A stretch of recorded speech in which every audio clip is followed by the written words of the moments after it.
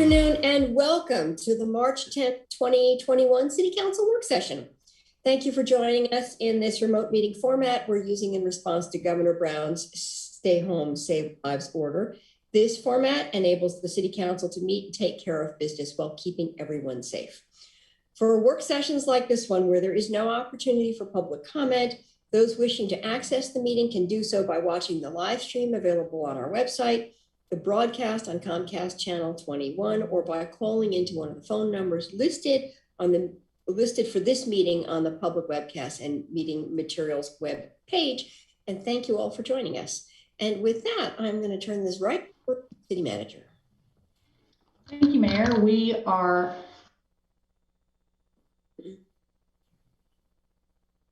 I'm on mute. Sorry about that. We're in our final meeting before you go on your spring break. Thank you. And I'm excited to be joined by a number of city staff. I'm going to have Amanda Noble Flannery kick us off with our Housing Tools and Strategies Upstream presentation. Thank you.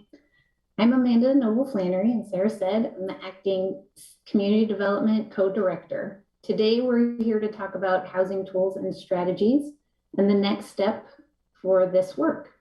Before we launch into the presentation, I want to highlight that I'm giving this introduction on behalf of 4 division managers from 3 departments: Planning and Development, Public Works, and Central Services.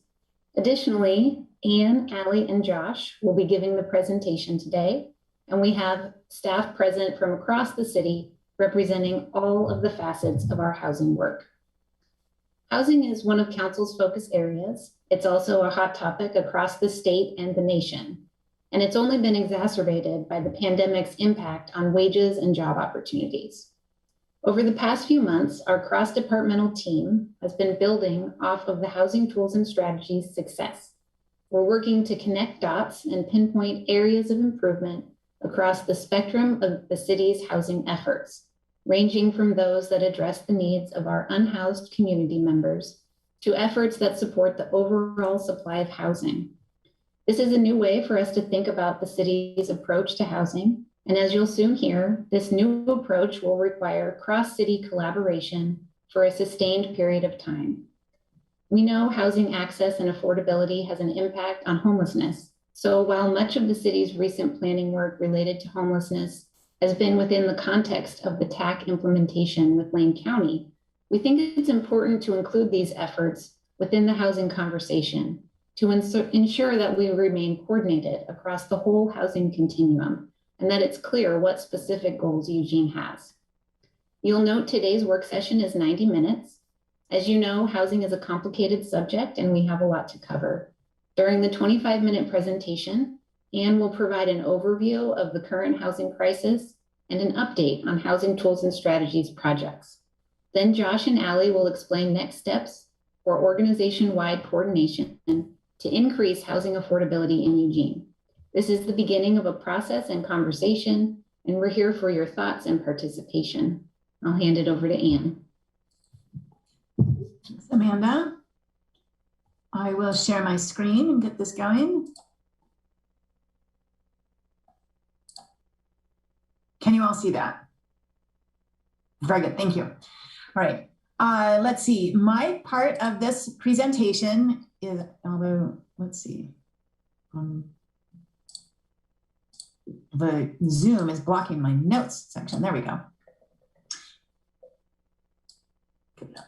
I'm Anne Fifield in the Community Development Division, and my part of this presentation includes information that we have shared with Council in the past, but we want to make sure that the new councilors and community members watching from home are aware of our efforts to date. The Housing Tools and Strategies project started in 2018 when Council directed staff to identify barriers to housing affordability, availability, and diversity, and to recommend strategies and tools to address those barriers. The effort was in response to the lack of housing that is affordable in Eugene for households across the income spectrum. The Housing Tools and Strategies project included significant stakeholder outreach with a diverse working group of community members, housing developers, and housing advocates. We worked with a housing economics firm to conduct technical analysis to describe our housing market and how effective different tools can be given our market conditions. The housing economics firm did quite a bit of analysis on Eugene's demographics and our housing stock and how they interact. If there is one single take-home message from that analysis, it is that the housing market is complex. There's no easy solution to achieve widespread housing affordability. I'm going to walk through some of the key findings from that technical analysis. Although the work was done in 2018, it remains very relevant.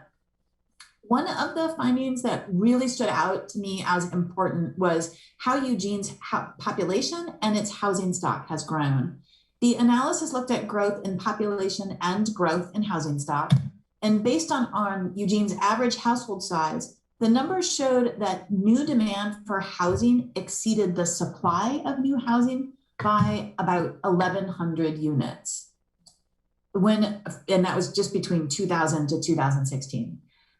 When demand exceeds supply, prices increase. These numbers show that there's not enough housing in Eugene for every Eugenian.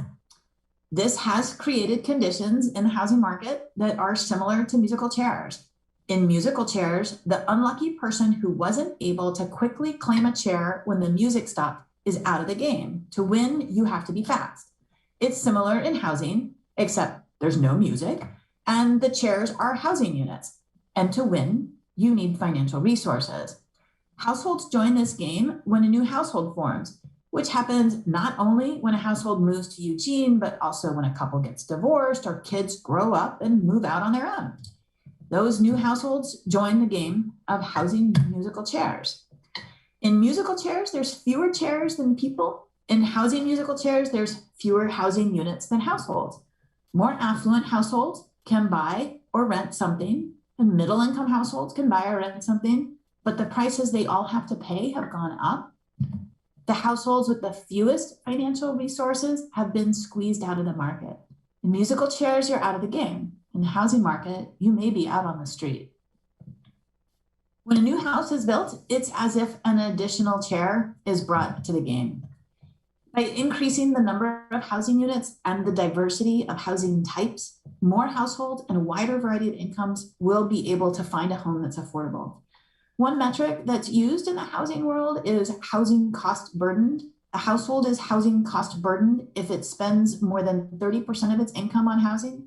The technical analysis from the Housing Tools and Strategies Project found that 58% of Eugene's renter households are cost burdened and 35% of our owner households are cost burdened. Since that analysis was conducted, there's been a pandemic that has hit some households very hard. Their incomes have significantly decreased, and we've seen housing prices increase. So the portion of the community that is housing cost burden has undoubtedly increased. The technical analysis in Housing Tools and Strategies also included some work on the financial feasibility of these different housing prototypes listed on this slide. We used this analysis to specifically test the impact of a construction excise tax, but the analysis has been very helpful to understand how different tools can have an impact on our housing supply. This chart shows the proportional cost for those 5 building types per unit. Each bar represents the different buildings. The blue shows land, the land costs. Orange is the building and on-site improvements. Green is soft costs, and the black and white stripes are SDCs, permits, and other fees. These numbers are based on costs in 2018. You can see that the proportional cost of land per unit really varies by type. Single-family detached on the left side of the chart spends almost 30% of its per unit budget on land. Multifamily spends quite a bit less on land per unit because units are stacked and the land is used quite efficiently. The analysis shows that land isn't a cost for an accessory dwelling unit or ADU because it's typical for an ADU to be built on a property with a house already there and the land already paid for. The analysis showed that SDCs and permit fees make up a relatively high portion of costs for those smaller unit types, the multifamily, cottage clusters, and ADUs. In the last couple of years, SDCs have been scaled so that the total amount for some of these types has been adjusted downward. I'm going to cover this topic in more detail later in the work session. Private housing developers pay close attention to these costs. they are only going to build housing that is financially feasible. If they cannot collect rents or sell the building for enough so that it covers their costs, they aren't going to build new housing. We've seen a trend in multifamily buildings where the size of individual units gets smaller and smaller so that they can fit more units in the building. This is one tool developers are using to keep new development financially feasible. Affordable housing providers also pay close attention to these costs. They build housing that looks and feels the same as market rate housing, but the rents are lower. The only reason it's financially feasible is because public dollars go into those projects, covering large portions of costs. They're able to charge much lower rents because some construction costs have been covered with those public funds. This analysis can help remind us that the city has limited ability to influence the cost of housing. The great majority of costs are associated with building and on-site improvements. The cost of materials and labor is the biggest part of any structure. That is not to say that the city of Eugene doesn't play an important role. It does. The city is responsible for the land use code, which identifies where residential, commercial, and industrial uses can be sited. The city also provides essential infrastructure. A parcel of land that has no road access, water service, or sewer service isn't a very useful piece of land. The city and EWEB bring essential infrastructure to private property, making that property developable. We're also on the hook to maintain that infrastructure in perpetuity. It's important that the city understand how different building types impose costs on our system over time. And the city also plays an important role in the development of affordable housing. We have staff that works to deploy federal funds to create housing for households that have incomes at or below 80% of our area median income. So based on the technical analysis and the collaborative meetings, the Housing Tools and Strategies Working Group identified a list of over 80 potential actions that the city could take to address housing affordability and availability. And this picture just shows the working group action. Staff assembled all of these actions that they recommended into the Housing Tools and Strategies Action Inventory. We shared this document with council in early 2019 after we completed the process with the working group.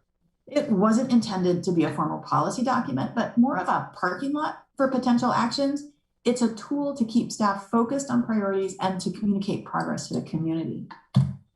The different actions fell into 4 broad categories listed on this slide. I'm not going to read them out to you. Staff have been making progress on the items in each category.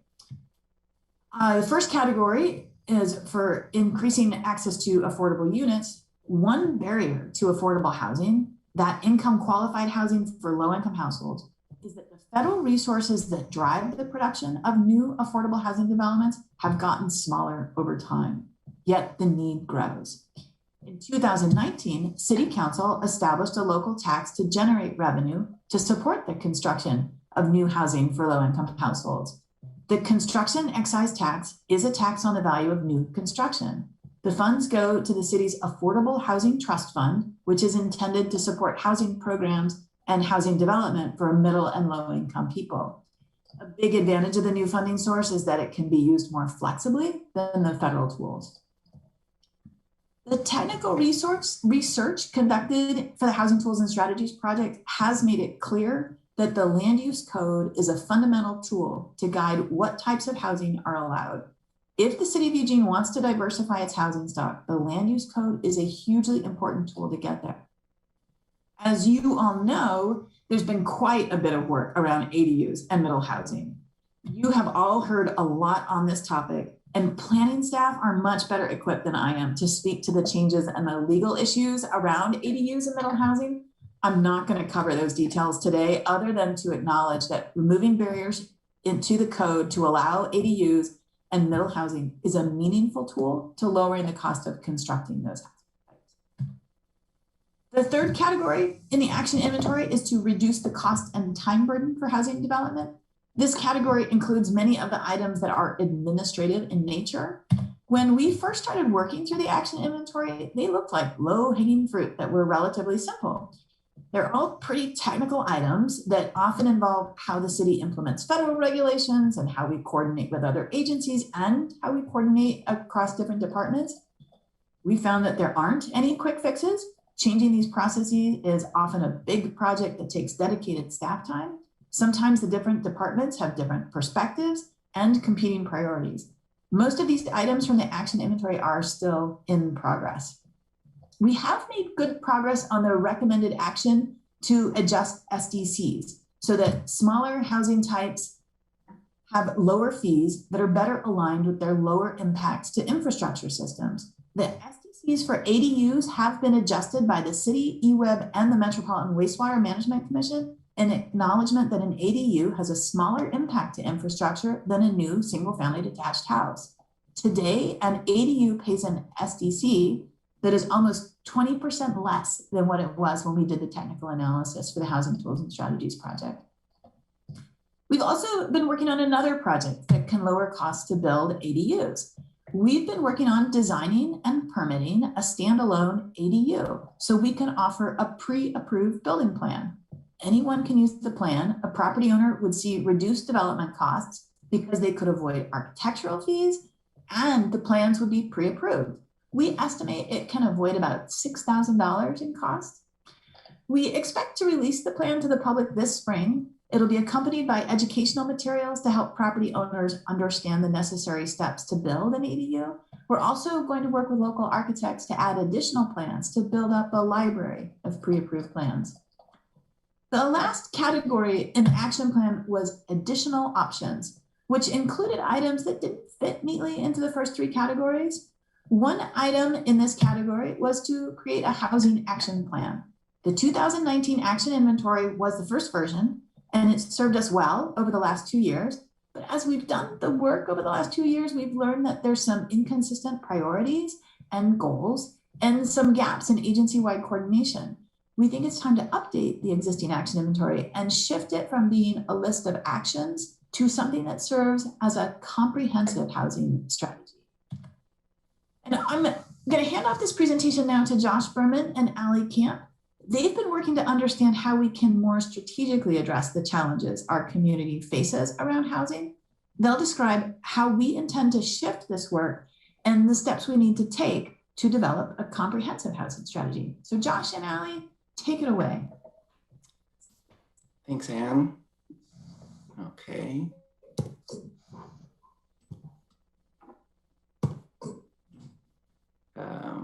And you're on my screen, so can you give me a thumbs up? Yes, it looks great. Great. Okay. Thanks, Anne. Oh, Anne, can you, I'm getting a little bit. Hi, Josh, can you switch your display settings?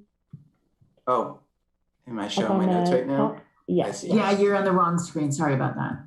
No, that's okay. Let's restart.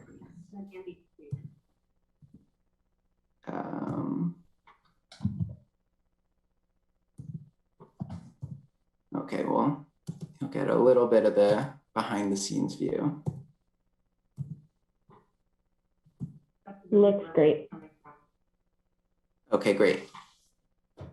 So hello, my name is Josh Berman. I'm the Community Development Analyst in Community Development, and I'm joined by Allie Camp, who is our Development Investment Liaison working in building and permitting services. So Anne just showed the ways that the city plays a role in the housing market and the work that we have done to date through Housing Tools and Strategies. From that work, we know that the housing crisis affects almost all aspects of our community, and consequently, the work of addressing this crisis isn't centered within any one office. From EPD to PDD, housing issues cuts across all 6 city departments and affects city priorities around COVID recovery, homelessness, climate change, and community safety. City staff has developed a strategy to mobilize teams to write and implement a 5-year action plan known as the Housing Implementation Pipeline, which we're also calling the HIP. The HIP will focus on housing supply and affordability across the housing continuum. This slide shows how we currently do housing, the yellow arrow, versus how we could approach housing, the green arrow, at the City of Eugene. The difference is that the bottom approaches housing as a system with deliberate discourse versus the top with separate, unrelated parts. This way of thinking and doing allows us to move towards the way people actually experience housing in our community. We know these housing areas overlap. People can't jump the gap between the bubbles. They must transition smoothly. So our programs, policies, and tools must relate to each other to achieve improvements in housing supply and affordability. So what does it mean to think about housing as a system? Systems thinking highlights the overlaps between these inherently related areas. It increases integration, coordination, and especially prioritization, all of which will help us to build an implementation kit that will impact housing affordability and supply. This is a long-winded way of saying that we're not entirely changing what we're doing, we're changing how we're doing it to reach the outcome of housing supply and affordability.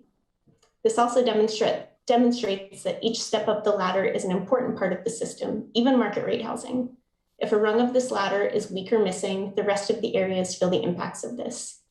Anne just described this in the HTS context as housing musical chairs, which conveys the idea of someone being left out. This ladder analogy helps us to show more clearly who exactly is being left out or affected. I want to acknowledge too that we don't have as much influence over market rate housing as the other bubbles of the continuum, where we have funding to contribute to unit preservation and creation. Homelessness is in the middle of an evolution to systems level thinking too, and we've been working with that team on this approach. In the last slide, I mentioned not changing what we're doing, but how we're doing it. Here we'll talk a little bit more about what we're doing and apply it across the housing continuum that we just learned about. We've been working on an audit of our programs and efforts to better understand what we offer and who it is helping. This graphic shows where these programs and efforts fall, and we currently have programs at each rung of the ladder of the continuum. At the top, you'll see the flag-like graphic. It holds the universal policies that affect most or all rungs of the housing ladder. This is where things like our Envision Eugene Comprehensive Plan and Metro Plan live, our land use code, our fees and processes, and our infrastructure systems. All of these impact feasibility for all of the rungs of the housing ladder. And this is a good point to emphasize that there is, of course, overlap with our existing policy documents. Envision Eugene and the Metro Plan, the Consolidated Plan for Affordable Housing, and the TAC report.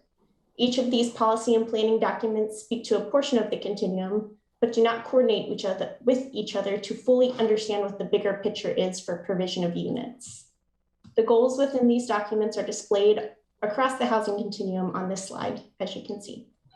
We have goals identified for almost every section of the continuum, and that's great, but there are opportunities in these systems thinking approaches to improve coordination and overlap of these goals. The goals for units total less than 2,500 in our housing plans and documents, and these are over varying timeframes with varying degrees of implementation and funding. And as you may note, in the 1,000 units downtown, the orange bracket there, those could overlap with some of the affordable housing units, meaning that the total unit goal could actually be less than that 2,500 initially mentioned. Right now, this is our big picture. What we want to continue to emphasize is that this is bigger than the 15,100 homes required that we know of from Envision Eugene. We've got multiple goals we need to be able to meet across the entire housing continuum that take into consideration both current and future needs for our community. So with all of that, it's time for us to start asking some questions. Are we leveraging our resources most effectively? What are the gaps in programs, policies, and direction? And are we considering projects and programs separately, or are we approaching housing from a coordinated systems level? At the end of the day, we need to establish a better way to do housing at the City of Eugene to solve for limits to our resources. This is about strategic improvement to contribute to solving the housing affordability problem. So what do we need to get there?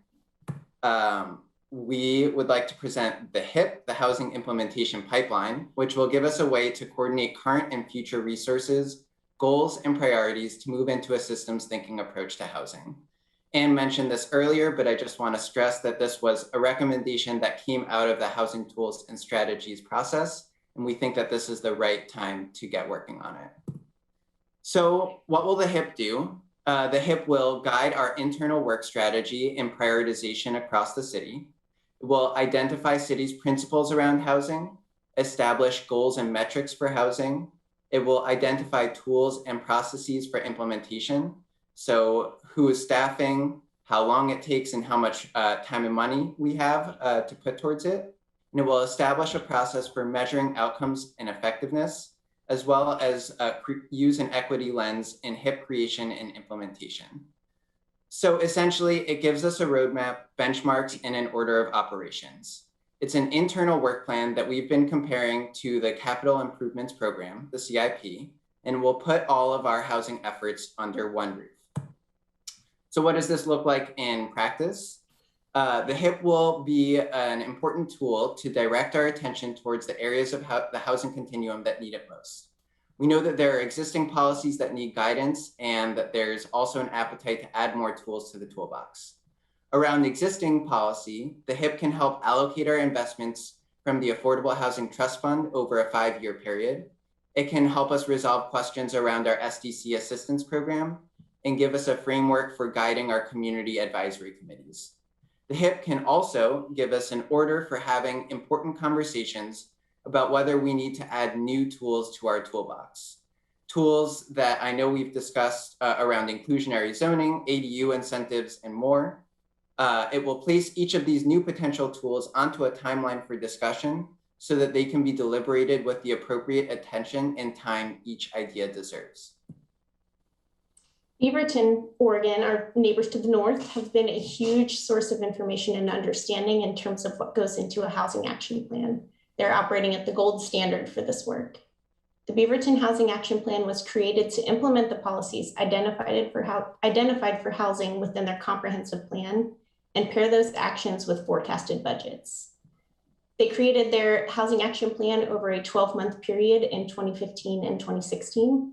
It was adopted by their council in 2016-2017 fiscal year, and it's in its 4th year of implementation currently. The Housing Action Plan is an opportunity for Beaverton to combine their consolidated plan, their comprehensive plan, state mandates, and council goals all in one document. The Beaverton Housing Action Plan takes into consideration the entire housing continuum. On Beaverton's continuum, they have identified executive housing in addition to market rate housing.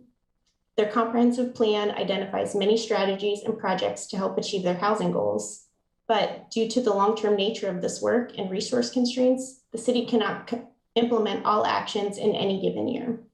Beaverton identified 3 primary focus areas to prioritize city resources available for this long-term effort, including financial resources and staff capacity.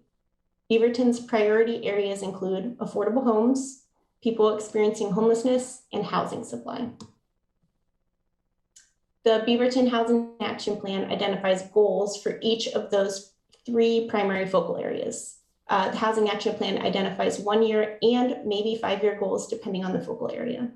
Some of the examples of the goals are as follows. In the purple section, people experiencing homelessness, they have a 1-year goal of supporting 500 people at risk or experiencing homelessness with CDBG funds. They have a 5-year goal of providing year-round transitional housing for families experiencing homelessness.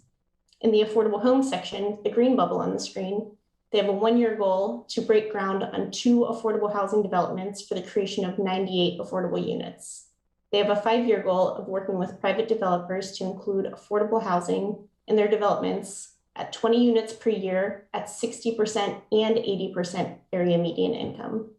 And finally, for housing supply, the orange bubble on the screen, they have 1 5-year goal for this area because market rate housing is harder to control than things more in the control of City of Beaverton, like creation of affordable housing units. They have a goal of stimulating 2,500 new completed market rate housing units, 400 of which will be in the downtown area as projected by their planning documents. This stems from the fact that over the last 10 years, Beaverton has produced an average of 300 completed units per year. Those include both market rate and regulated affordable housing units. They have a new target, this 500 units per year, and they will achieve it through existing and new efforts identified in their housing action plan. Progress towards meeting these goals is assessed annually with their city council. They've set these goals based on the data the team had available at the time of the creation of the plan.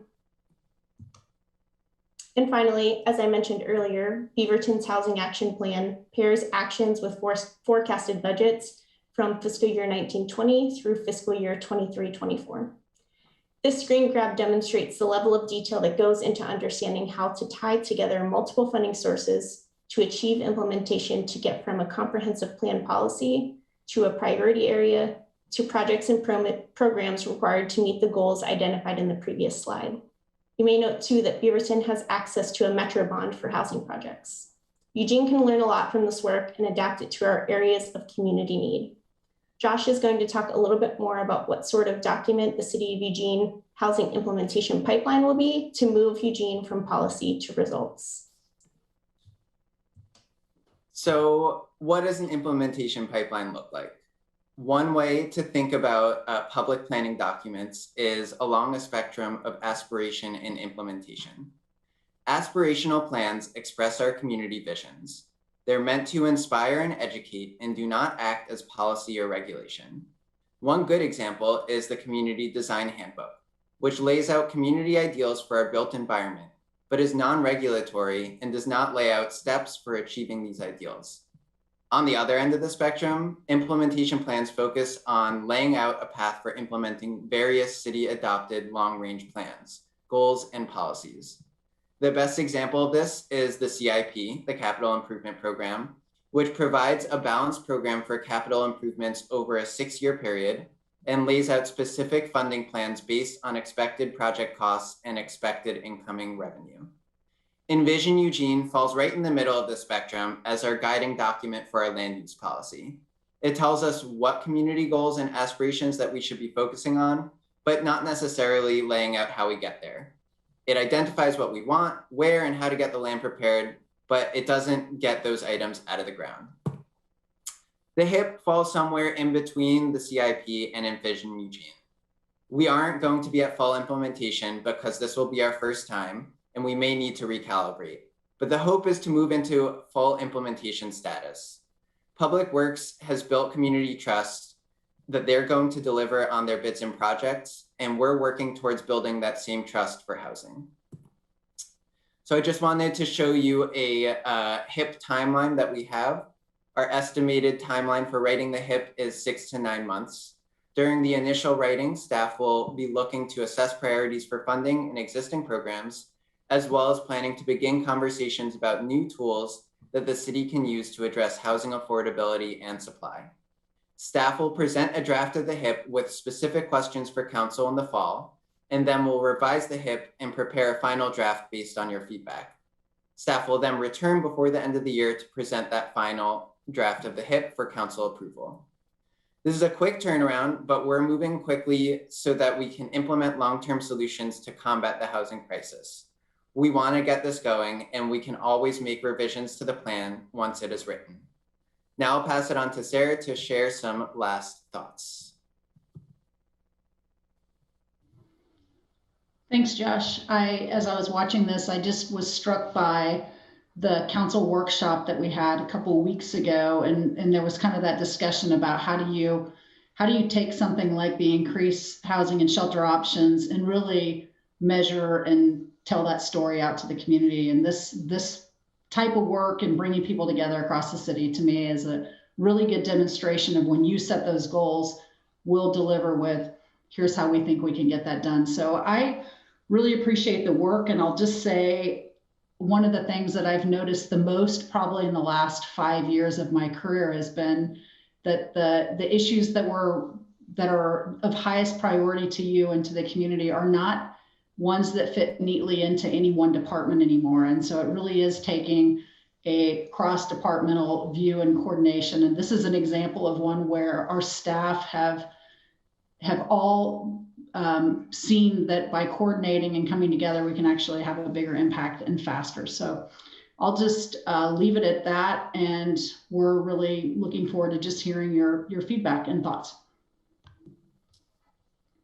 Thank you. And thank you to all of the staff for putting this together. I find this so exciting. And I just want to say that one of the things I think we all struggle with is there's so many moving parts. There's so many different plans. There's so much data. It is really hard to understand. And the way you have just even laid out how you're going to proceed on this creates such a clear landscape for us. And I really appreciate that, and I really look forward to this conversation and council reactions.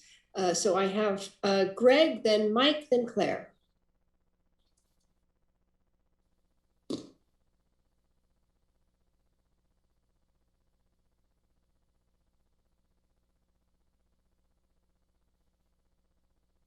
Greg, you're muted still.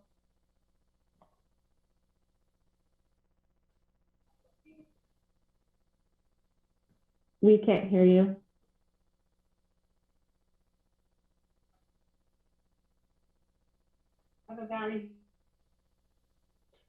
Zoom laryngitis. Can you hit the up arrow next to the microphone in the bottom left of your Zoom screen? Right beside the microphone, and then make sure it's on your microphone array to see if that will help.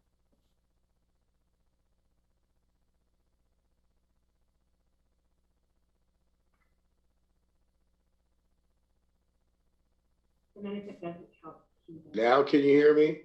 Yes, we can hear you. Okay, all right. That fixed it. Great presentation. I have a couple of questions.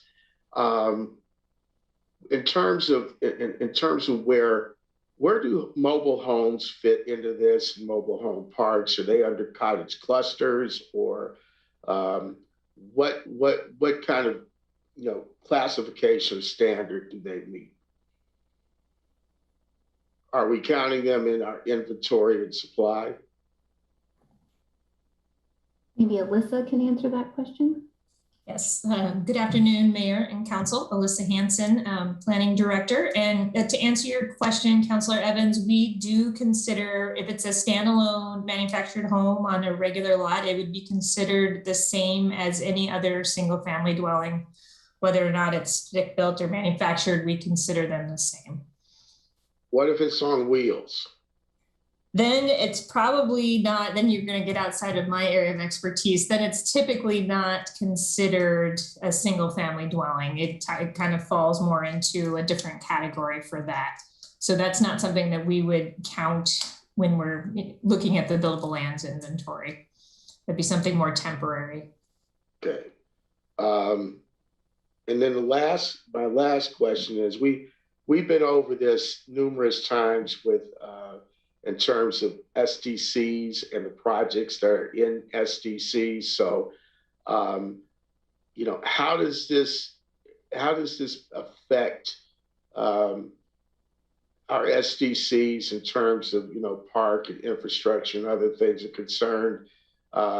We had a very ambitious list at one point, and I think that I want to know how this affects either that list or moving forward any other projects that we may have related to a development, a small development, large development.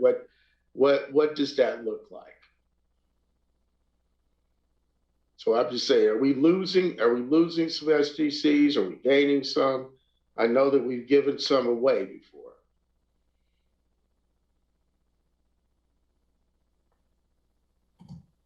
I think I'll jump in since no one else is. I don't think this particular plan will specifically change any of the SDCs that are specific to projects that have already been adopted and put into place, but it could lead to us wanting to evaluate additional projects or how those SDCs in particular, maybe some of the incentives are applied. Matt, if you have a different answer, you can add. Yeah, and the last thing is, I'd like to know how we can characterize mobile home parks, particularly those single wides that are on wheels and the double wides as well, because I think that should be counted in our inventory somewhere. They are livable units, and there are a number of them out there that need rehabilitation and mitigation, but could be, I think, put up for, future homes, affordable homes, that kind of thing.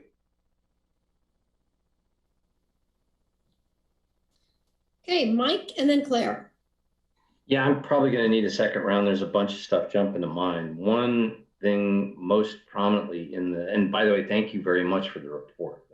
That was very good. It's very detailed. In the continuum of housing types, one of the things that struck me was kind of the idea of the separation between the different housing types and market rate housing down on the end. And I would suggest that each of those housing types, as you've mentioned, has an effect on the whole. In other words, the market has an effect on all of them. And so things that apply to market rate housing, quote unquote, apply to all of them and affect all of them and vice versa. I'm really interested in why you chose, when you put up the screen for development costs, that we used numbers from 2018.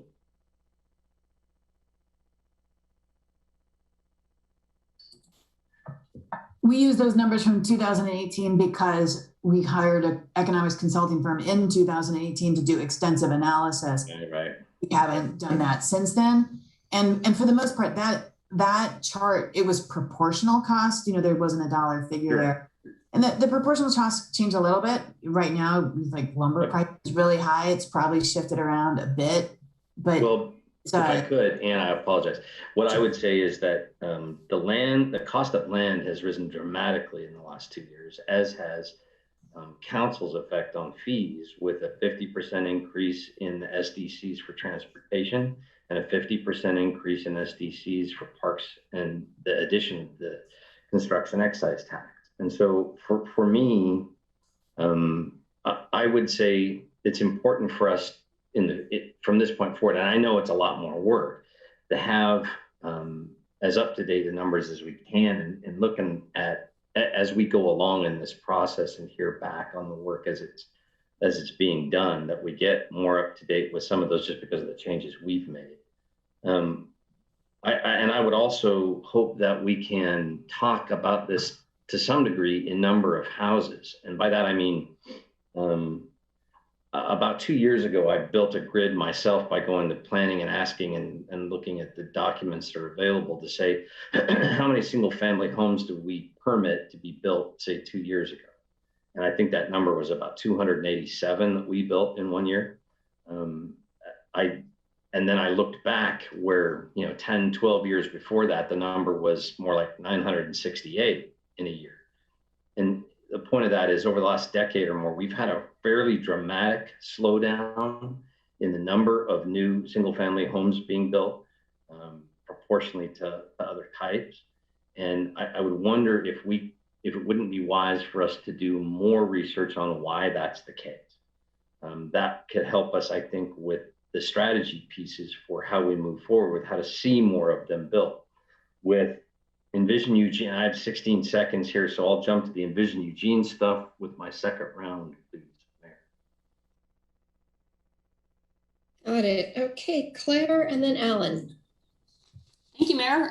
Thank you for the presentation. I want to echo the Mayor's enthusiasm for this work and the framing.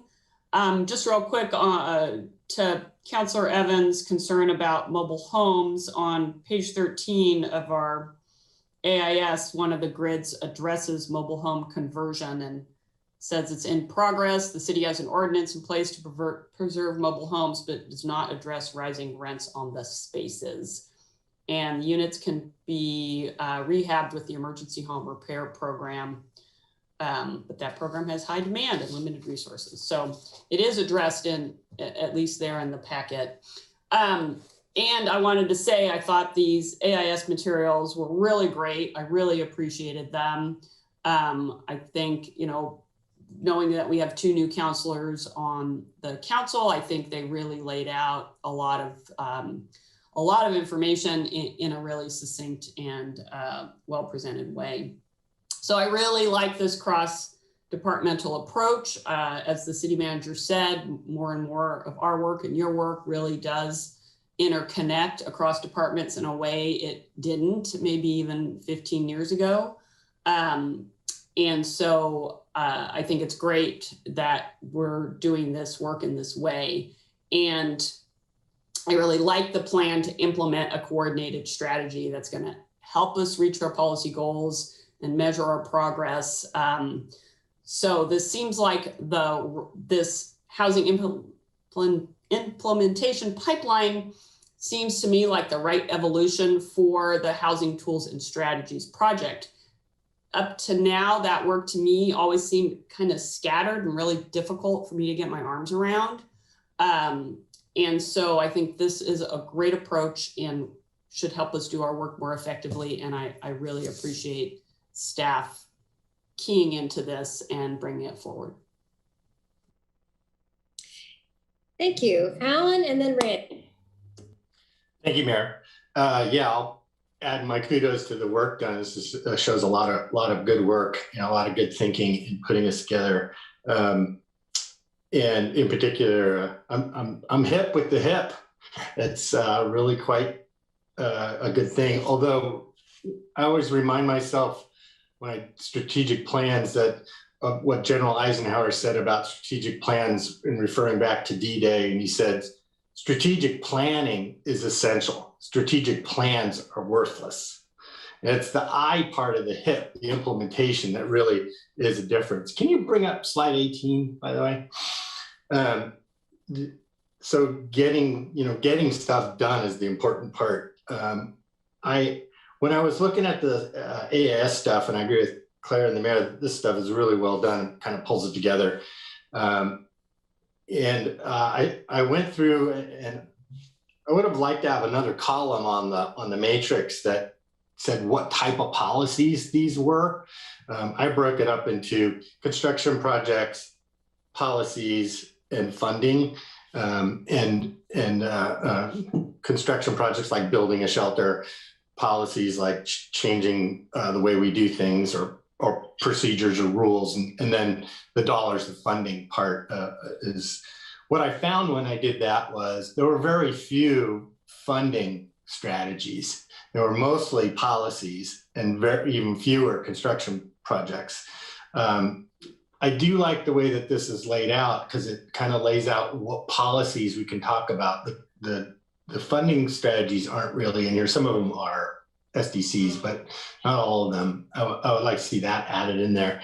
And on the next page, slide 19, go down one. This one gets at one of the things I've been talking about for a long time, which is the metrics. And how are we going to know that we get 400 new affordable housing units? Or, the goal is to get more affordable housing units. How do we know we're making progress? And if that's the goal, what's the metric to get us there? Are we collecting the right data? Are we going to know we're going to get there? How often do we report that back to council? So I've been saying this for quite a long time. I want to see the metrics. I would like to have that be an integral part of the HIP so that we can track this. How many affordable housing units year over year are we getting? That's the metric for me that's most important here in terms of affordable housing, which I think was the whole this conversation started. You can take that slide off, thanks. No, I'll need a second round, Mayor. I got a couple other things to ask about. Okay, thank you. Randy and then Matt. Thank you, Mayor. I too could probably spend my full 3 minutes complimenting staff on this presentation. I found, as one of the new counselors, I found it extremely easy to follow, and it just helped me walk through the process of what's been done. With that said, I do have some questions. When I was looking at the slide, and this is something I've heard from builders as well, but looking at the slides comparing the cost aspects of construction, it seemed to me that the soft costs and the SDCs, especially per ADU, were percent by percentage much higher than some of the other housing types. And I know there's some things that we're looking at on that, but that still seems to me for the lower cost housing, which we obviously need, as problematic. So I guess that's more of a statement than a question. I just hope we're still looking at ways to how we can redistribute some of those costs. I understand it costs money to put in the infrastructure, but at the same time, when we're trying to encourage more development, especially in the lower end of the scale, it seems like that's one area that we can do some more work with. I also wanted to ask about programs for first-time home buyers. I think having the rentals is important, but also I keep coming back to the importance of at least providing the opportunity for home ownership. It's one of the few mechanisms people have in life for accumulating an amount of personal wealth that carries them into retirement. So are we actively working on that?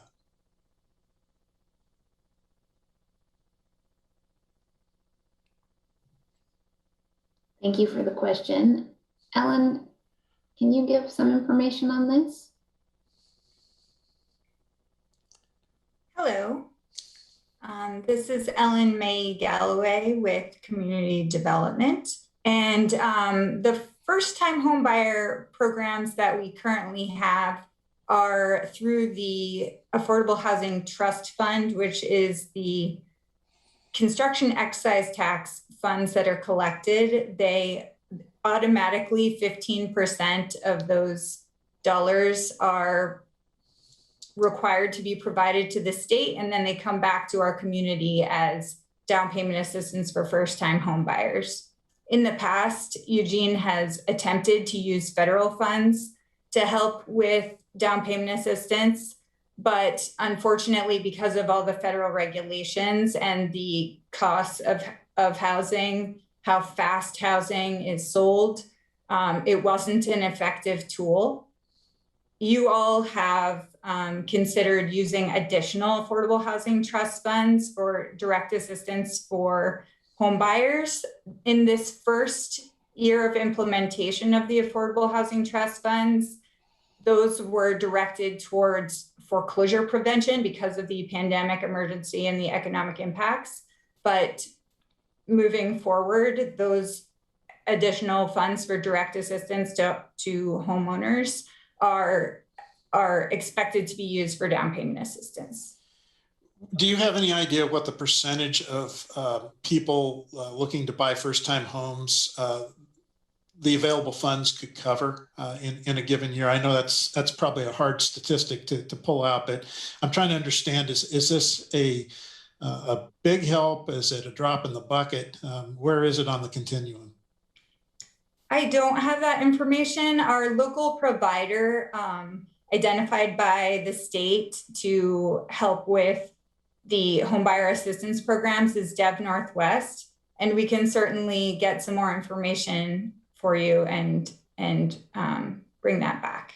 I just think that would be useful to know, how much good are we actually doing with that, and be able to quantify that a little bit. Another question I had, and I don't know how you would get this statistic either, but do we have an idea of the percentage of new homes being sold, how much that's being driven by people that are migrating into the community from markets where they have housing is extremely inflated, and what's that doing to our market?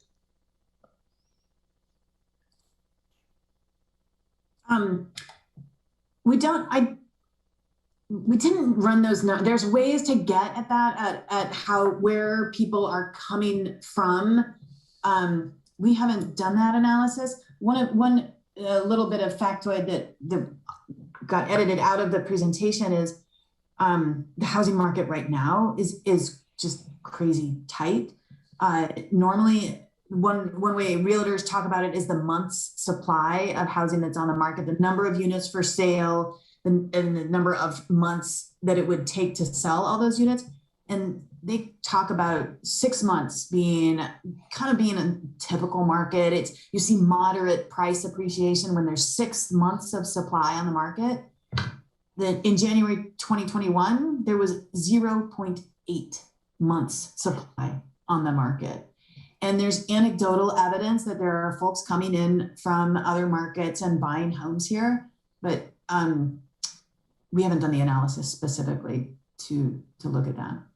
Well, I'm not looking to create more work, but I just think that would be helpful to understand the effects on our local market here. I did want to say that I agree with Councilor Sirett on having some well laid out measurements on these programs, so we know how we're doing. And I also agreed with Councilor Zelenka on the funding strategies. And I'm running out of time, so if I could get in for a second round, Mayor, I'd appreciate it. Thank you very much. Okay, thank you, Matt, and then Jennifer. Thanks, Mayor, and thanks for the presentation and the diligent work. Could I see slide 18 as well? Councilor Zelenka and I honed in on this particular visual, and as a visual learner, when I look at the continuum, I long for a couple different things. One, an observation quickly. One could infer that an equal amount of attention is going to each one of these bubbles along the continuum, and one could infer incorrectly that there's an equal amount of resources available or persons associated or units available within each one of these, and that's obviously not true. So I would love to see, and I like Councilor Groves, I don't want to create more work, but I would love to see the bubbles more closely illustrate reality, and even broken out into various buckets of where dollars are going or where dollars are coming from. Thank you for indulging me in that regard. Looking at attachment D, page 12 from Beaverton, they lay out one-year goals using community development block grants in particular to support at least 500 people. But it was impressed upon us recently that 138 persons per month slip into houselessness. And I'm curious how many folks per month we and our service providers are lifting up out of houselessness. It was reported last night that the Nightingale rest stop has helped 172 persons over the last year get into safe, more secure, permanent housing. And I applaud that. And I think those rest stops need to be clearly replicated throughout our community. And this HIP, Housing Implementation Pipeline, certainly helps that. So that my question is, where in this plan, implementation plan, does it illustrate how many folks we're attempting to or are currently lifting out of houselessness, considering 138 per month are slipping into houselessness? I can jump in and answer that. So the metrics, the goals that would be situated within the housing implementation pipeline will be the homelessness related ones would be determined through the work that the council is doing in partnership with the county on the TAC implementation. So in terms of the specific targets for that category, much of that isn't set specifically within that that framework. So council confirmed the 75 units of emergency shelter through the NAB Center and 350 permanent supportive housing units through that TAC goal as well. So some of the systems improvements are intended to create system flow throughout and kind of move that along. But in terms of specific goal numbers, you have not established specific targets within that realm. So as we continue to work through our collaboration with the county, we can continue to hone in on what those metrics need to look like and how we report that out. And so some of that work is underway with the work planning that's going on between the city and county. So we will continue to be reporting out specifically on the homeless related metrics. Some things that have helped are the homeless by name list and the number of providers who've started to adopt the HMIS system. So by having those numbers plugged into the system, we can better monitor how we're doing. The county is the lead in managing that data for us, but we'll continue to report out on that. And if it becomes a desire of council to set more close goals related to kind of how we're doing, we can certainly work with you on that. The housing implementation pipeline will be the umbrella that articulates all of the goals in each area. Great, thank you. And if I could, in my last 40-some seconds here, I'll go into the other end of the spectrum. It was mentioned that there's an executive housing stock in Beaverton. Obviously, that's the high end of the market rate. Are we adopting? I haven't heard that mentioned in my time observing council or my time on council. If that's something we're considering adopting, and where is the or when is the exploration of American Rescue Plan dollars And how does that affect a potential FEMA-style emergency shelter right here in our own backyard for our most vulnerable residents?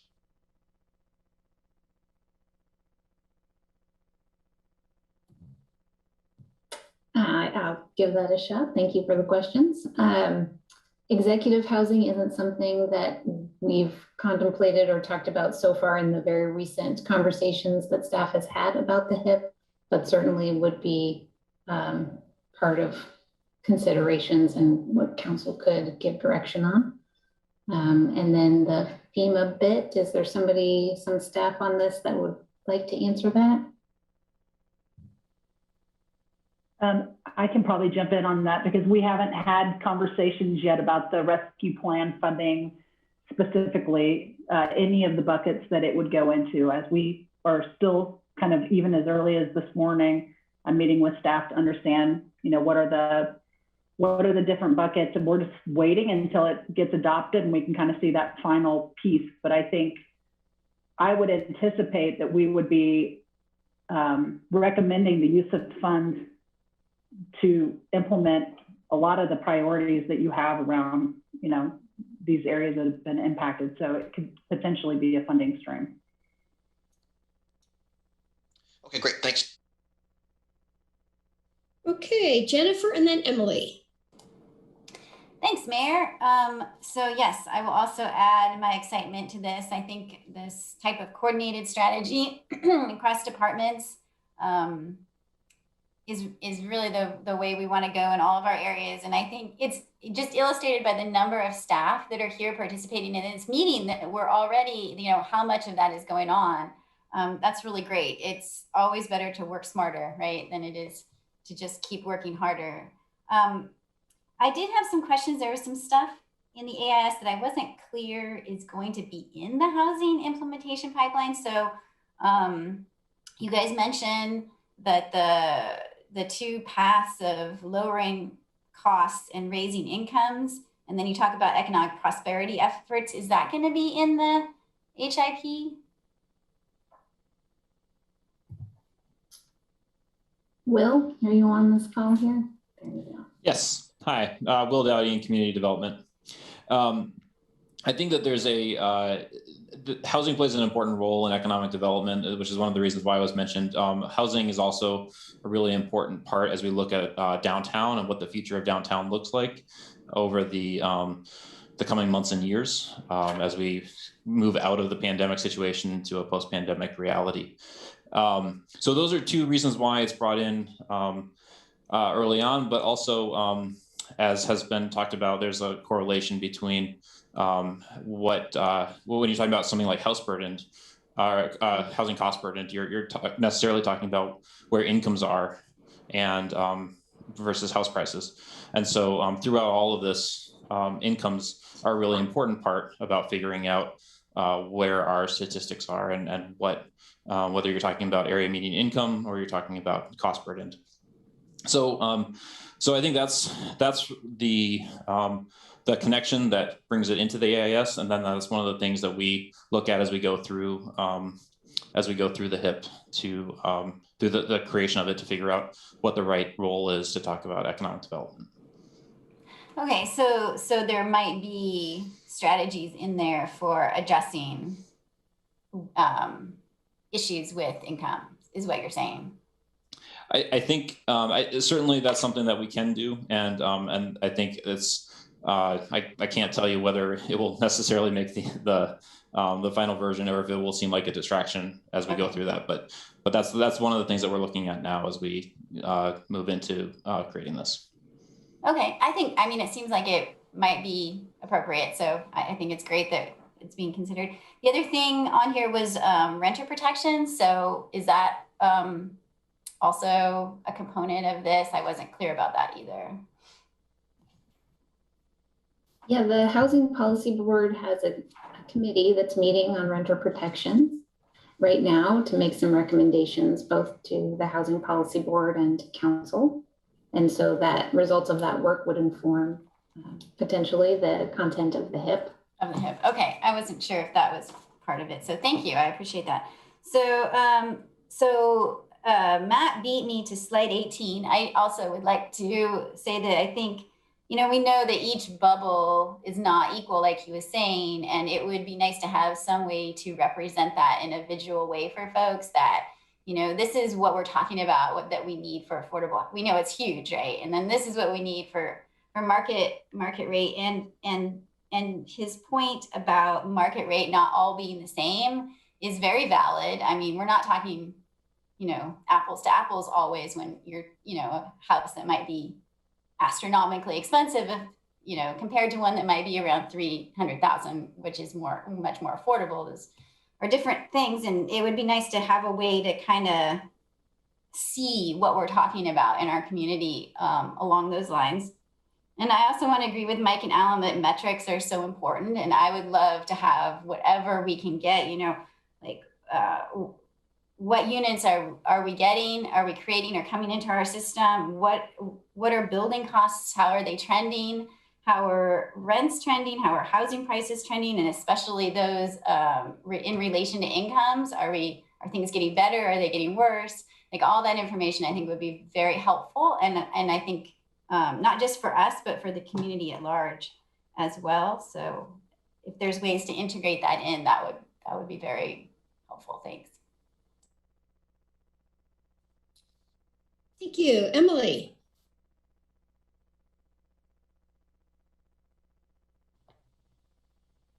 Okay, I think I'm audible now. Sometimes you push the button and nothing happens. I've read a lot of AISs now, and this is about my favorite one. I looked at this big thick thing and thought, oh man, I put it off too long. And I just sat there and read it, except for a few little breaks. And I'm really impressed with how you took that huge initial housing tools and strategy and got it into this nicely colored little tables. But my favorite part is attachment B. The cliff notes to everything. I'm going to save these and just really treasure how clear and complete they are. I think anybody who's new to this subject, attachment B, it's life-saving. And then the Beaverton plan, wow, you know, are we gonna do this kind of plan? This is pretty exciting. And it's really cool that they did it first because we do a lot of the same things. So that'll be helpful. They do have a bond. When I was looking over their numbers tables, I was like, whoa, there's a lot of money. Where did they get all this money? So I know that's something we're going to think about. Two things in particular I was interested in: the Metro Home Share program. I know the mayor and I have talked about different solutions, and one is, you know, everybody can have someone in their driveway or your backyard. You have to let them into your house, and when you don't know somebody, that could be problematic. So it's kind of like college roommates. You know, how would we match people up, the people who have extra space and those who need it?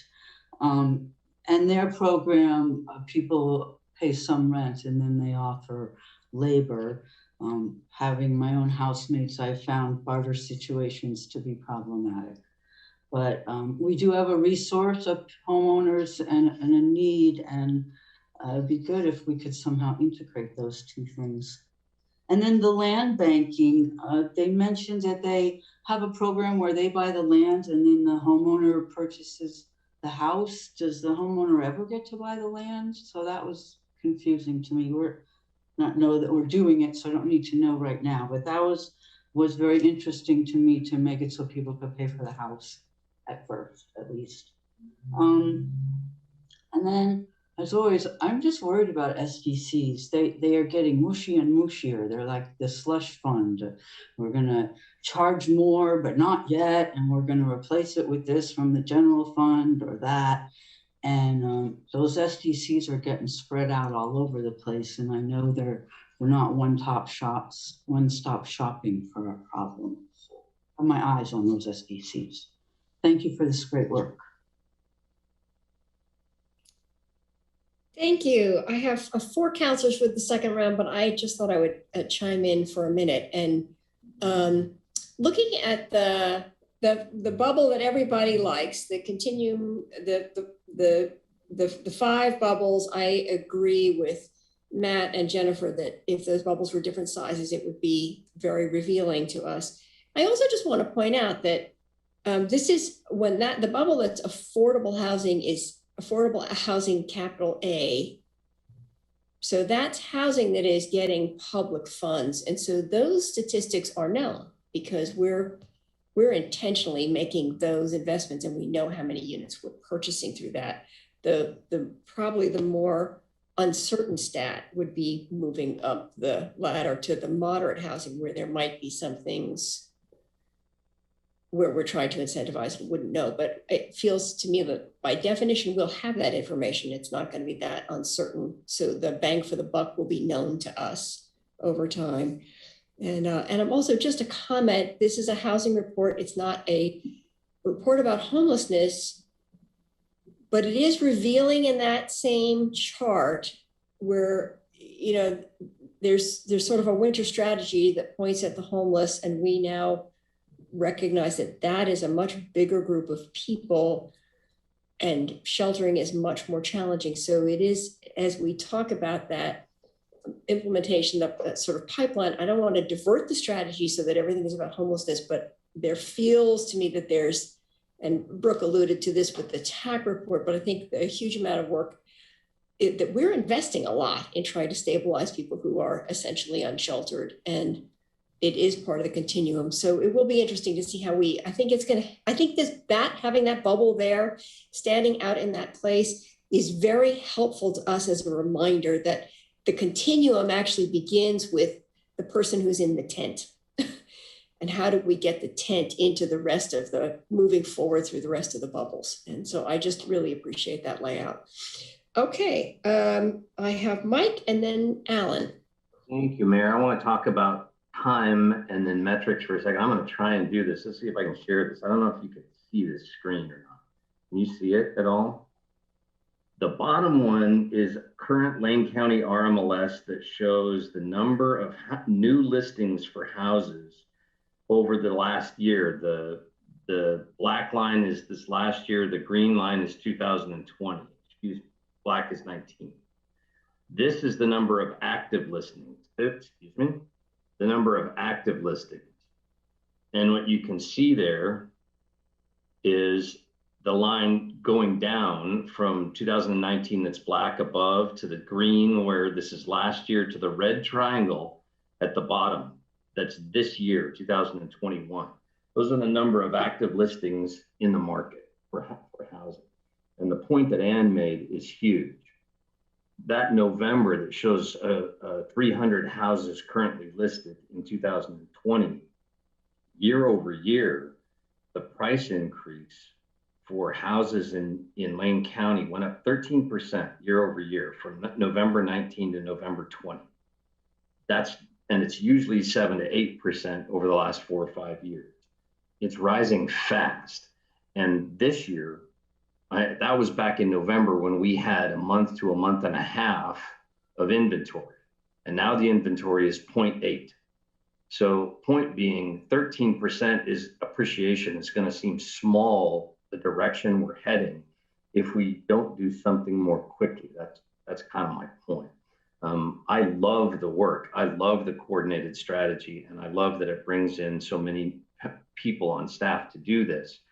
But that the report will come back to us in final form in December is a concern for me. I'm hoping that we can do some things more quickly. I think that we also need to be preparing because both at the federal and state level, we will see the moratorium on evictions go away at some point this year. And we're going to see the moratorium for forbearances go away at some point this year. And if we think we have problems right now, I think that's going to be a wave of new problems, all of which are coming back before the final report here. So I just want to encourage, I know it's a lot of work. I know what you've presented is a fantastic direction.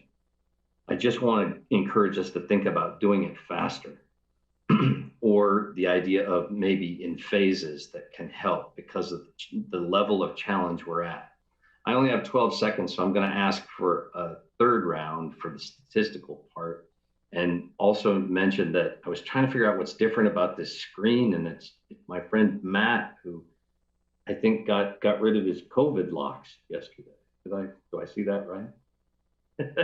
Did you get yourself a haircut there? Is that what I'm seeing? No, I watched it and slicked it back. There it is. All right, thanks. By the end of today's work session, it'll be dry, and you'll see all my lovely locks. Well, all right. Okay, great. Thanks, man. All right, Alan, and then Randy. Yeah, thank you, Mayor. First of all, I'm not interested in spending staff time on executive housing. When you read what it says, housing for high income earners. Examples could include large houses, high and finish and luxury urban condos. It's part of our mix, but I don't want to see us spend any staff time working on that. We're so far behind and so under-resourced that all of our effort needs to go into this affordable housing and other things. So back on slide 18, when you look at those things, when I categorized these things, I also counted them. So when you count them on slide 18, you get 3 actions, or 5% of the stuff we're doing in the matrix is the first 2. 25% is affordable housing in terms of number of things that we've got listed in the matrix. 10% is the moderate income, and over 60%, about 60% is in the upper part of that slide, which is the blue part, which isn't one of the bubbles. It's the universal policies. That's where we're spending most of our effort and time, as it turns out. So, changing the way that this looks by size of effort or by number of things that we're looking at. They're not all the same, obviously. I mean, you could do it by hours, but that would take forever to do. So if, where we're spending our time is on that upper part, universal policies.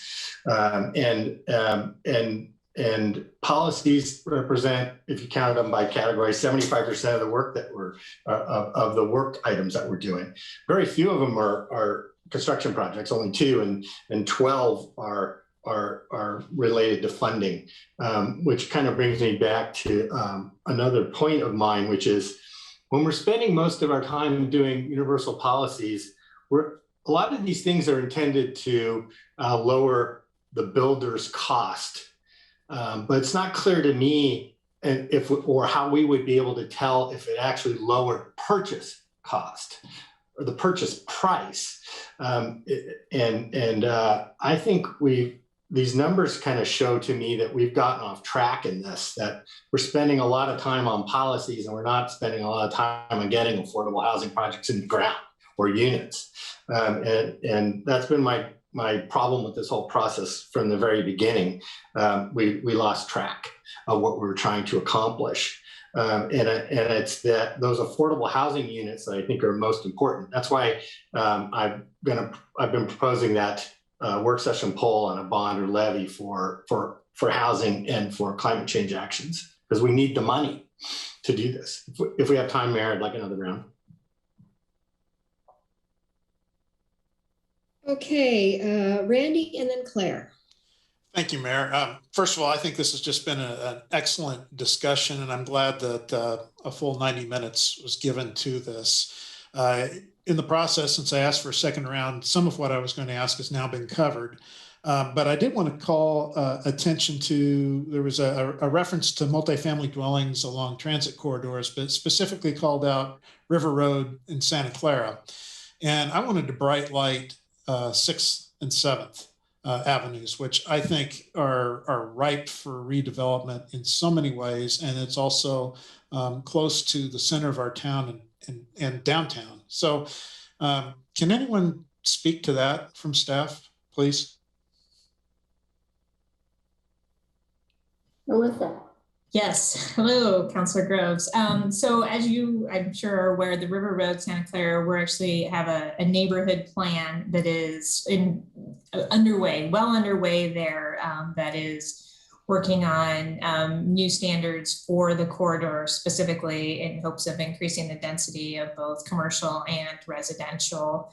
And through Envision Eugene, we've identified the major corridors as the places where we do want to see increases in housing, the higher density housing, along with more mixed use. I believe 6th and 7th are part of one of those corridors. They are not necessarily next in line, however, for one of our neighborhood planning efforts.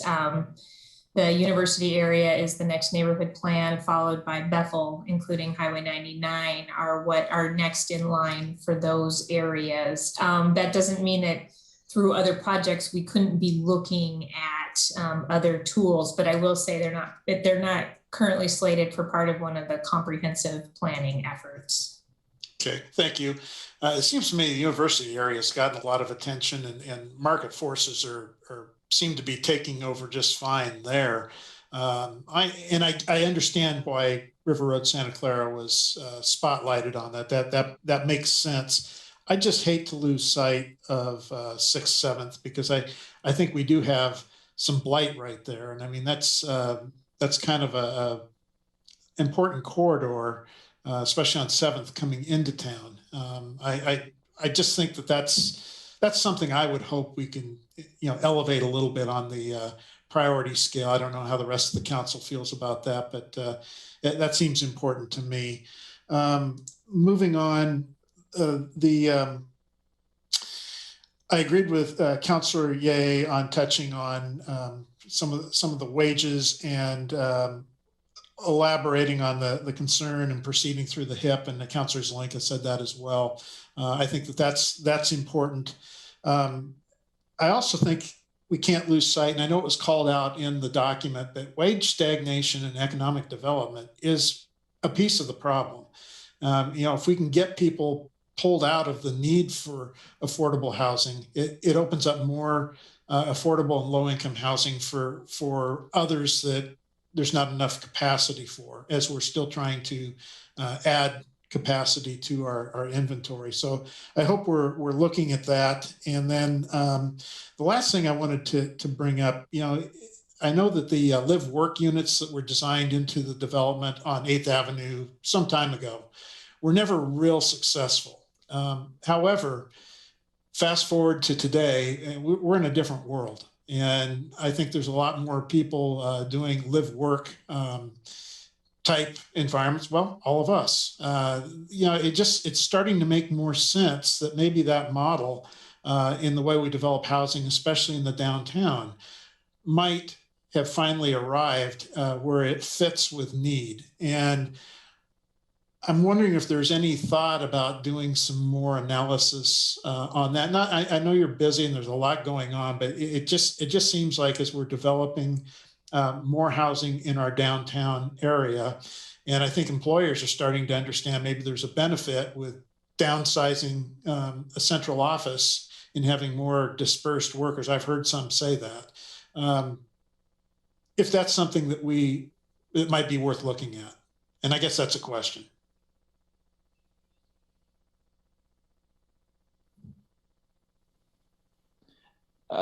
I can just answer that and say absolutely. I think that looking at that is a really important thing for us to think about the future both of downtown and how we think about the work that we do to support the businesses in the community, and also thinking about opportunities for housing.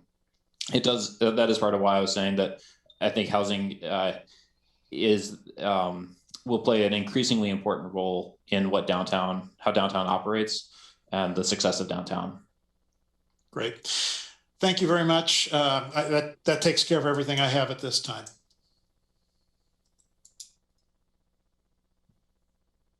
Okay, Claire and then Matt.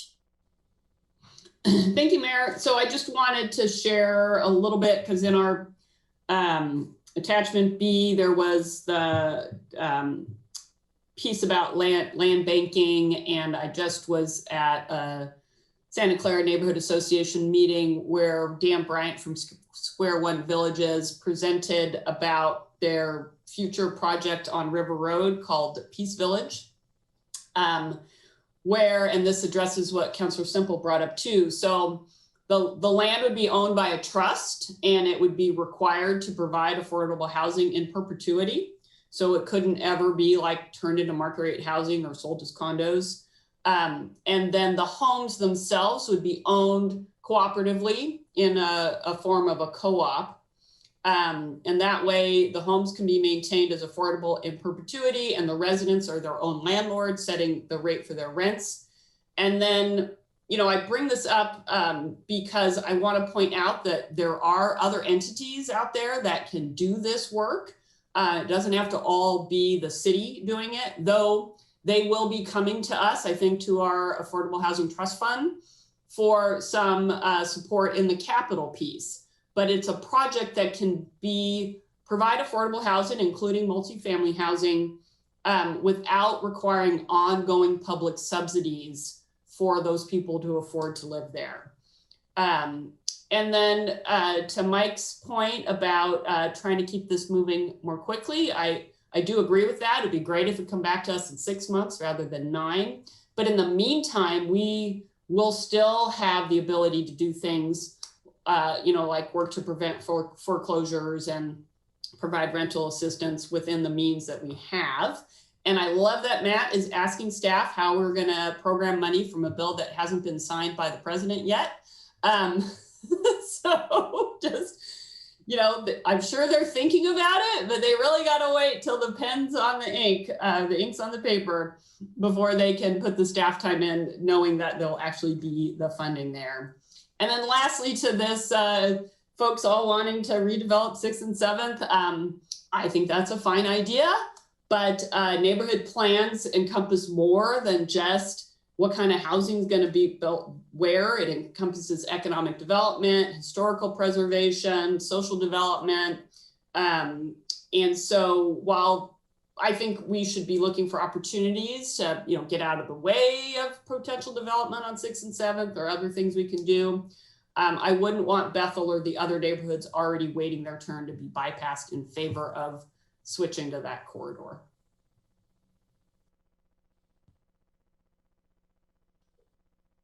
All right, Matt, you're up. Thank you, Councilor Sirett, for calling me out on using my crystal ball. That I appreciate that. And I want to thank Councilor Groves as well for you're spot on, Randy, in regards to honing in on wage stagnation. And thank you for bringing it up as you continuously do. It's elementary, I'm sure, as an observation as a layperson, but we as a society would need less affordable housing stock, capital A affordable housing, if we invested more intentionally in housing affordability strategies. And that's what I see this HIP ultimately doing. So I thank you. The Engage Eugene survey that closed this weekend, I was expecting to see elements of that survey woven into this, and maybe those are two totally different tracks. Or maybe it is in here and I missed it. So I'm wondering how that survey informs the work of the HIP. And finally, I would also echo Councilor Groves' willingness, and I applaud Councilor Sirett's recognition of the process in regards to looking at various transportation corridors. But I would add to it a consideration of West 11th. There would need to be some serious land use changes, but it's an existing transportation corridor with a lot of potential for a mixed economy and a mixed commercial residential hybrid. Thank you. Super quick, Councilor Keating. The survey that closed this weekend was related to the Middle Housing Project. And so it's related to that very specific project and how we as staff and the consultant should start writing the code as we move forward, what choices to make. You will be hearing more about that later as part of the Middle Housing Project. But again, all of these things are coordinated and kind of comprehensive. So I am sure things that we are learning through that will be useful as staff develop the HIP as well. Thank you. So I have 2 counselors wanting a third round. It is 1:29, and I'm going to take 1 minute actually for my own comment. And then if you want to extend for those last 2 comments from counselors, we can do that.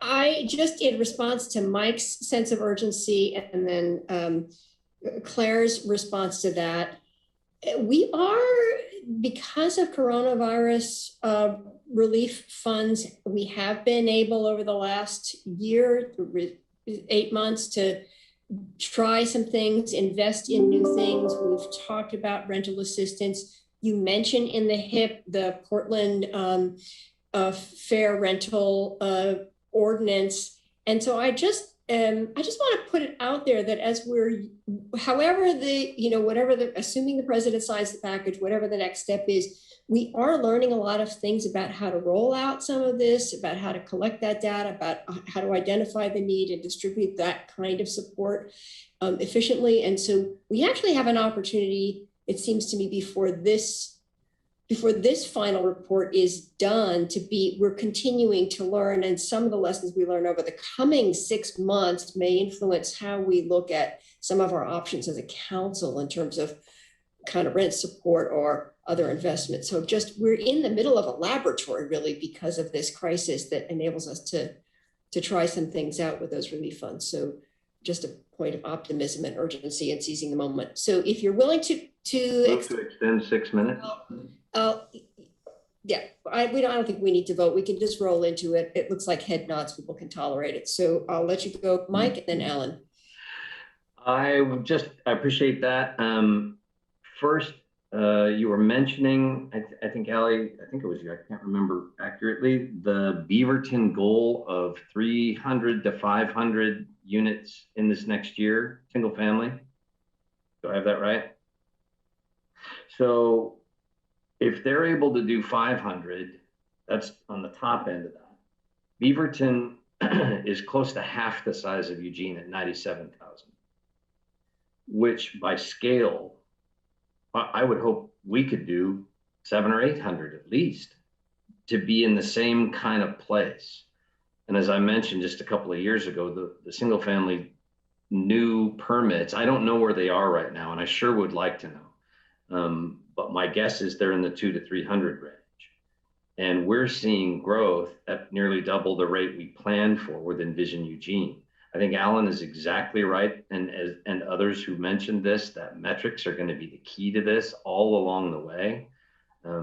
We haven't talked in specifics about some of the numbers, and that's the really important part to me. With Envision Eugene, we committed to the fact that within the 20-year window, we were going to see 6,400 new single-family homes and 8,600 new multifamily units built, and we have 15 years left, and I don't know where we are in that process. I don't know where we are in those numbers, and I really would like to know. My guess is we're behind, and again, I think two things are true when you think about those numbers. One, we've seen more growth than we planned for. Number two, a lot of that is folks moving into the area, and specifically to it's anecdotal, but to the question about outside of our community, folks moving in and the influence of that, it's exceptionally high. I see it in my work every day. I had a person who works for a title company tell me a story last week before, about how there was a 3x2, three bedroom, 2-bath house, 1,400 square feet, $350,000. That's kind of an average home these days for sale. Guy came in, bought it for $450,000 cash. And when I work with borrowers every day, we see probably 25% of the homes that 20 to 25% will close from someone coming in and buying with cash rather than borrowing. That almost always beats that out. So it's a significant impact, and the metrics of how we are doing compared to our goals, I think, are going to be critical as we move forward. Thank you.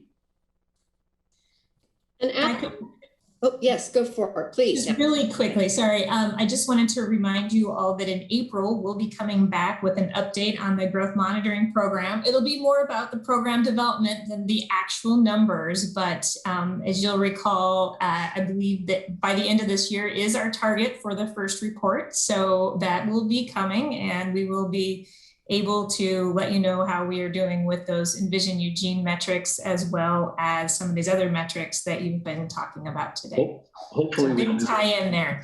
Hopefully we can get some of those numbers before end of year. I would hope we can easily get those, right?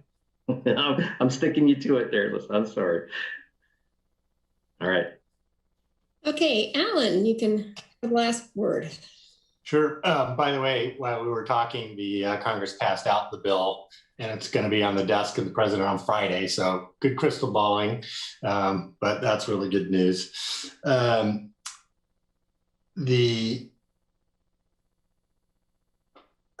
reason I was talking about the numbers, because strategic plans are great, but it looks like everything's weighted equally. And the way that, and it's important to identify the effort and where the most important parts need to have the most effort.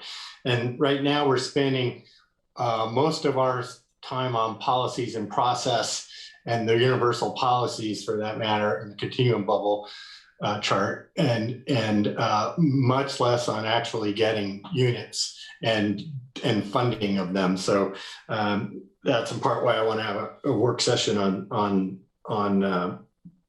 getting a bond levy on housing and climate change. Finally, the one thing I wanted to talk about was the renter protection part of all of this. I'm encouraged that the Housing Policy Board's Renter Protection Committee is reconvened and started. Do we have a date by when they're gonna get us a report, which I thought we'd get like a year and a half ago? Josh, do you have an idea? I think it was a couple of months, but you've been going to those meetings. I think that we have them scheduled for 4 meetings, and hopefully they will have it by then, but they had their meeting today, which I wasn't able to attend, so we'll have some more information when I hear back about that. Yeah, if you could let us know what their schedule is for getting stuff back to us. I'm particularly interested in one of the things they're going to look at from the AAS, which is the fair access and renting, the housing ordinance that Portland put together, which talks about security deposits and addressing racial discrimination and housing access in particular. I think that's a really valuable thing for them to be looking at. And I'm really curious what their thoughts are when they bring that back to council. Can you make sure that they address that really adequately for us? Thanks. Thanks, Mayor. Okay, thank you all. This was really such a compelling conversation, and I appreciate all the staff work that brought us to this point to be able to have this conversation, and really look forward to the next chapter. So thank you all very much. And I believe we are now adjourned. Thank you. Have a good afternoon, everyone.